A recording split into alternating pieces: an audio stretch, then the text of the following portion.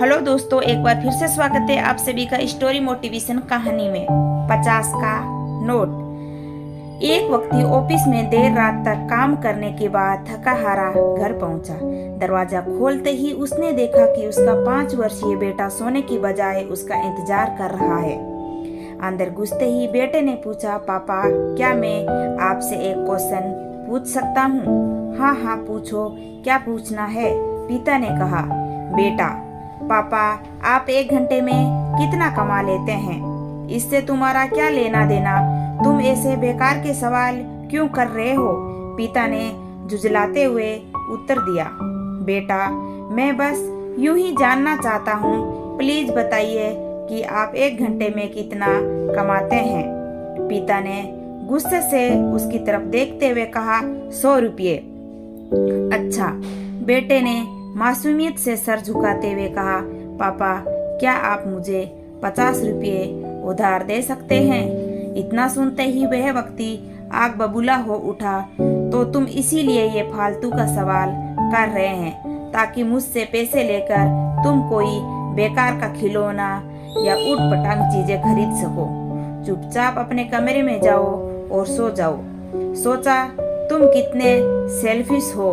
मैं दिन रात मेहनत करके पैसे कमाता हूँ और तुम उसे बेकार की चीजों में बर्बाद करना चाहते हो। ये सुन बेटे की आंखों में आंसू आ गए और वह अपने कमरे में चला गया।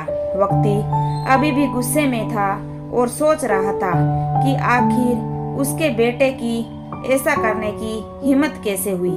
पर 1 आध घंटा बीतने के बाद वह थोड़ा शांत हुआ और सोचने लगा कि हो सकता है कि उसके बेटे ने सच में किसी जरूरी काम के लिए पैसे मांगे हो, क्योंकि आज से पहले उसने कभी इस तरह से पैसे नहीं मांगे थे। फिर वह उठकर बेटे के कमरे में गया और बोला, क्या तुम सो रहे हो? नहीं, जवाब आया। मैं सोच रहा था कि शायद मैंने बेकार में ही तुम्हें डांट दिया।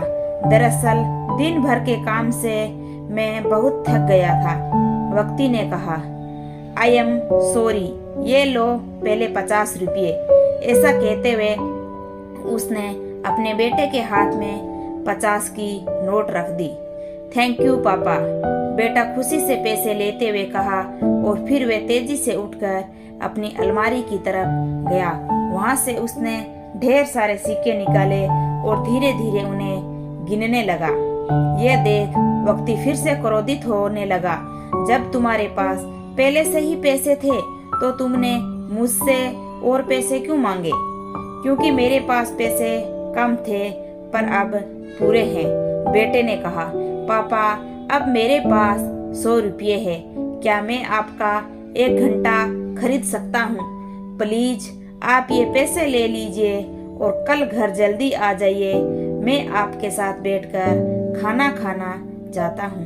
दोस्तों, इस तेज रफ्तार जीवन में हम कई बार खुद को इतना बिजी कर लेते हैं कि उन लोगों के लिए समय नहीं निकाल पाते हैं जो हमारे जीवन में सबसे ज्यादा महत्व रखते हैं। इसीलिए हमें ध्यान रखना होगा कि इस आपाधापी में भी हम अपने माँ बाप, जीवन साथी, बच्चों और अभिन्न मित्रों के लिए समय निकाले, वरना एक दिन हमें भी एहसास होगा कि हमने छोटी मोटी चीजों पाने के लिए कुछ बड़ा खो दिया हो।